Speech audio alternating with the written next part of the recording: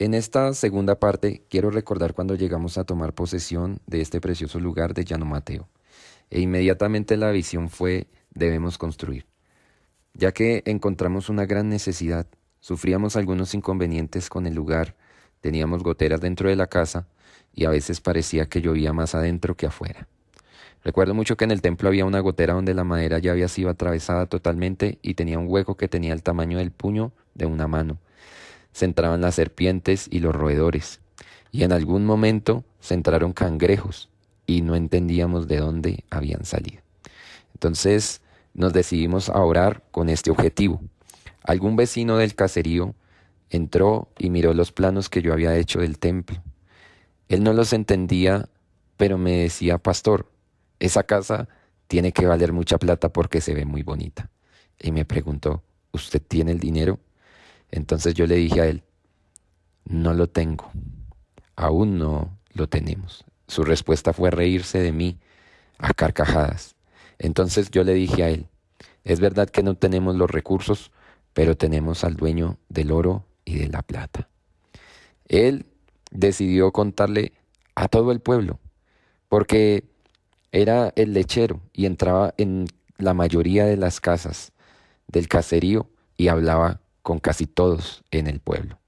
Entonces, al decidir contarle a todos, les decía que a mí era el único que se me ocurría construir sin dinero y se burlaban de mí.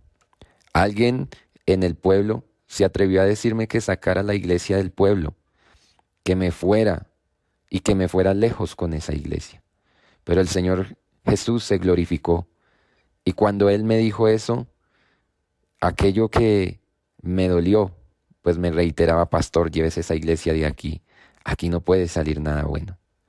Entonces yo ese día me llené de autoridad y le dije: aquí el Señor ha puesto la iglesia y no la voy a llevar a ningún lado.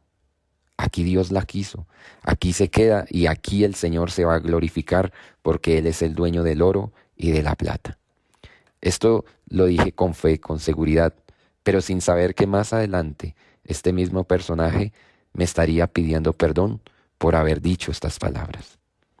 Un día orando, hablé con el Señor y le dije que me regalara el dinero para esta construcción.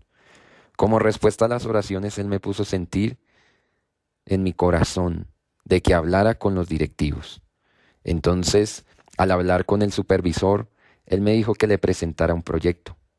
Yo se lo presenté, aunque recuerdo que primero le pedí regaladas unas tejas por obra social, y él me dijo que no, porque no había dinero para tejas.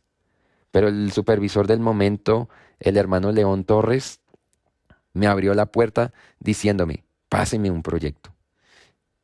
Decidí trabajarlo y realizar unos mejores planos, realizar un proyecto, una justificación de lo que queríamos hacer.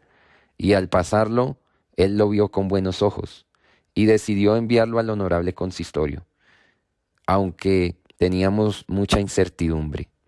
Recuerdo que las palabras del hermano León fueron: intentémoslo. Lo peor que nos pueden decir es que no. Mientras esto ocurría, que se enviaba el proyecto al honorable consistorio, seguíamos orando. Los hermanos vivían a 2 o 3 horas a pie. La mayoría de ellos vivían a esas distancias lejanas. Entonces hacíamos los cultos los días sábado, a las 6 de la tarde aproximadamente, y lo hacíamos hasta las 7:30 u 8. Compartíamos después del culto y nos acostábamos temprano a dormir para levantarnos en la madrugada del domingo a orar y a invocar el nombre de Jesús y pedir nuestra propiedad. Así que el Señor nos respaldó y nos dio la victoria y pudimos ver su gloria. Recuerdo un día en el que se juntaron como unos 4 o 5 hombres al frente de la casa donde está la iglesia, porque se había roto un tubo y lo estaban arreglando. Ahí en el frente de la casa, ellos me dijeron: pastor, están diciendo que usted va a construir. Y yo les respondí certeramente diciéndoles: sí, voy a construir. Y me dijeron a mí ellos: ¿ya tiene el dinero? Y yo les dije: no, aún no lo tengo. No tengo ni un peso, porque la verdad era que en ese momento no lo tenía. Y se empezaron a burlar y me decían, entonces, ¿con qué va a construir? Y yo les dije, el Señor es el dueño del oro y de la plata. Así que con eso es suficiente y podremos conseguir los recursos. Me entré y con tantas burlas le pedí al Señor que no me dejaran vergüenza.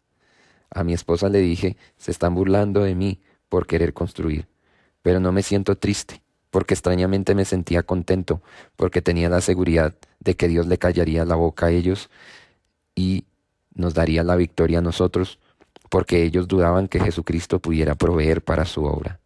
A los pocos días de que esto ocurriera, me llamaron los directivos y aún ellos no podían creer que nos habían decidido dar una ayuda de parte del honorable consistorio de ancianos.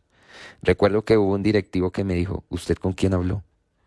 Porque la verdad era que yo solo tenía 6 meses en el ministerio. Y él insistentemente me dijo, usted aquí aún no es nadie. Añadió también él que a pastores con más tiempo y mejor licencia que yo muchas veces les habían negado una ayuda.